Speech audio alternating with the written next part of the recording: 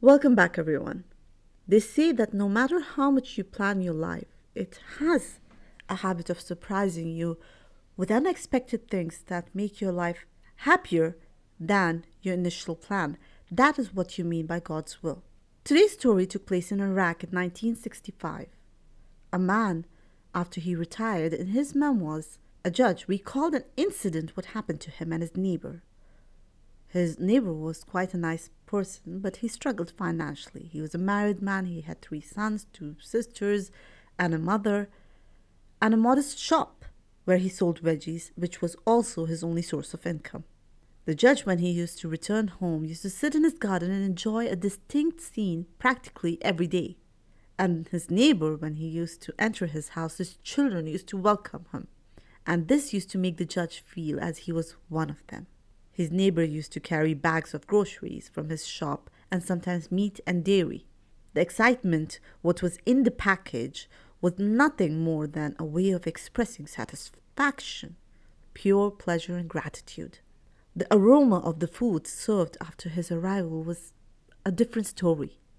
It wasn't only the perfume of a beautiful supper, it was delight and immense happiness that thank God we all are together.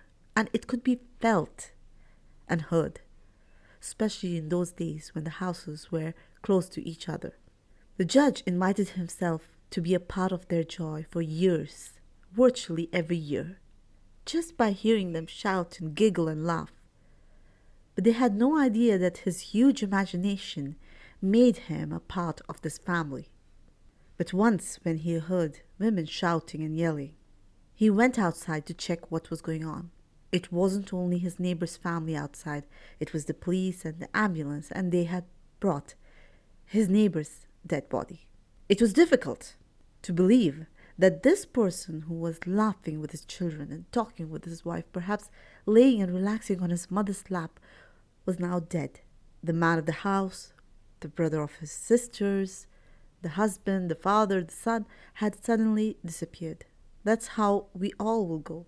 But we can't sense the agony hidden deep behind the nice and beautiful memories. Now, the reality was that he was the only one working, and hence there was no revenue. Realizing that his neighbors had gathered and collected money for his funeral, what was left for the family was not much. The eldest son, who was 15-year-old, had to drop out of school to work at his father or take his father's place, and there was no other option. Now, he had been working in his father's store for 3 years. For 3 years now, the same routine of him going back every night, hauling items back home. It was the same process, but it wasn't the same sensation. The house and the lives of the family members were still shrouded in misery and despair. Now, this young man was intended to join the army after 3 years as he was 18. And again, it was not an option. Therefore, they requested him to be present on a specific day, and he had to have a chat with his family. They assured him that God would not abandon them and that they would be able to cope. He was sent to another location where military training camps and a command center was located. When he began his training, one of the officers noted that he was not focused on doing everything at once. He found himself in another universe of thoughts and concerns. He was warned and he was fined, but the officer here felt that what he was doing was not intentional. After the officer questioned the youngster about why he was not present at time, he was present time but not mentally. Here the boy said that he told the officer the whole entire scenario. And the officer here, after consulting with higher ups, agreed that this boy would have to be relocated to the kitchen. If I'm not mistaken, the mother here did her hardest to manage, but she couldn't. So she decided to borrow money or take out a home equity loan. However, the man offered her a month to return the money or her house would be taken.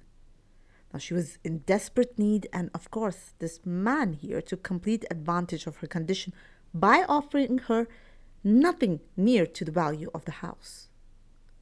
After a few days, she realized that there was no way she will be able to repay the money that she had borrowed.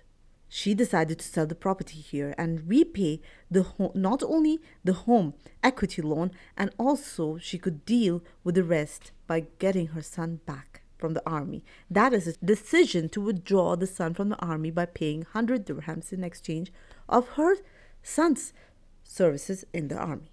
Again, here also she was given 1 month to pay them back, or to pay the 100 dirhams. The problem here was that after she sold the house, she had only few days left, and after selling the house and returning the money she had borrowed or the loan, she had only 2 days left to go to her son immediately and pay the 100 dirhams. Given that she had the leftover money was almost 400 dirhams. She took the money, and we can understand her desperation because her son was a big assistance. And at this point, she had to do the impossible to get him back. She grabbed the money and went to get a ride, perhaps a taxi. But it was late at night, and she decided to go to a location which was like 2 hours away. Means if she takes a taxi from this location, she can reach the military camp within 2 hours. The issue with the taxi was that they wouldn't leave with just one passenger. They would wait for at least 5 people or 5 passengers before leaving. This woman here, after waiting for hours, told the driver that she would pay him for the other 4 passengers, but she pleaded that he would take her as quickly as possible. When she got into the taxi, the man was confused that why would you pay for 4 other passengers altogether. She stated that she had an emergency and that she needed to go to her son as soon as possible. He was in the military and she had no choice but to take him out. And because of her financial problems, what had happened to her, she had gone through a lot, including had to sell her property and losing whatever she had.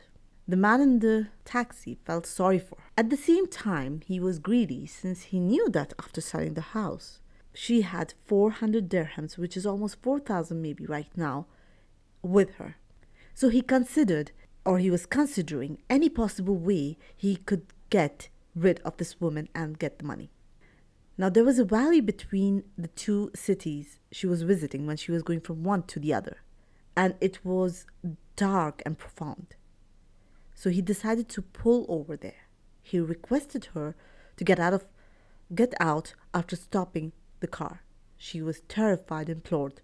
She started saying that, please, you know my situation. I need to see my son. But he showed no mercy at all. The man grabbed the woman, just threw her down the deep ditch in the valley.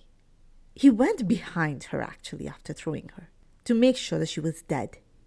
He could tell that she was dead just by looking at her. He snatched the money from her pocket and walked away.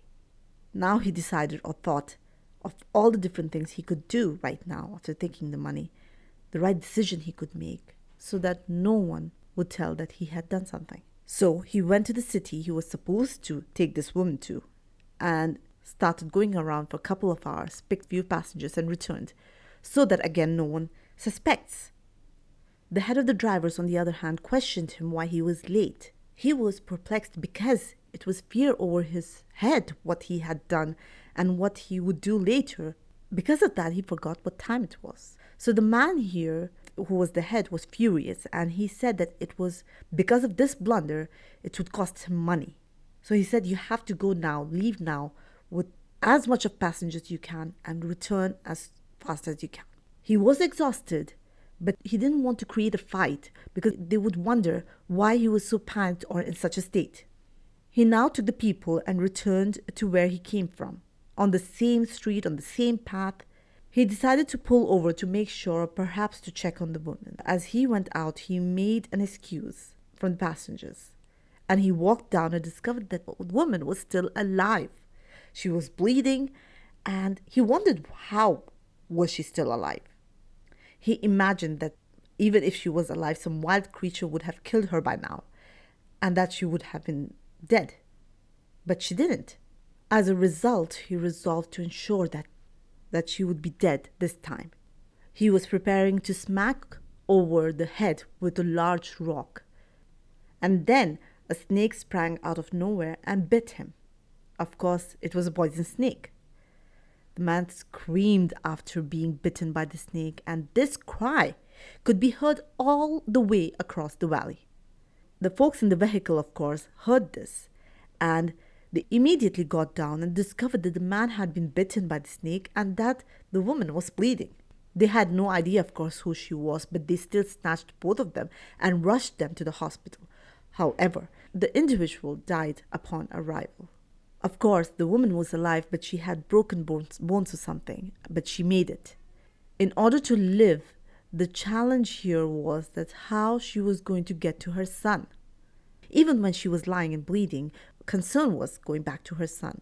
Everything right now sounds like a scene from a movie, but that's how movies are made up, from real life stories or occurrences. Anyways, she elaborated, when she realized that she was running out of time, she had to rush to the military camp to pay the money, or she cannot get her son back, or he has to complete the time period which is given by the military. When the woman revealed to the cops that she was fortunate enough to be admitted to the hospital close to the campus, they tracked down the man who had attempted to murder her and discovered that what she was saying was true, and they found the money.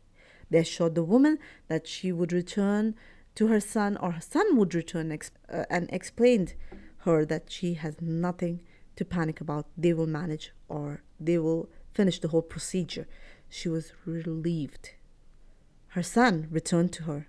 She recovered, and they returned to the place, the city they came from. The son purchased a larger shop, and he was able to get back on his feet because of his experience. Furthermore, as his financial condition had improved, he had decided to complete his education and become an engineer, and the younger one became a doctor, and the youngest became an officer. The judge decided to pay the woman a visit and asked her how she felt while she was in the valley, all alone, in the dark, and no one could hear her. She claimed that she had fainted at first after falling, but when she woke, she recognized how dark it was and could literally hear the wolves. She was unable to move, and that was understandable. She stated that she began praying at the same moment. She was hoping that God will somehow send someone to rescue her, and that she would be able to get out of this situation and return to her son. That was all that was in her mind at that very moment. Some of the best things God will do to you in your life will not be planned. And this is what happened. Nothing was planned. Thank you for listening, and don't forget to like and subscribe.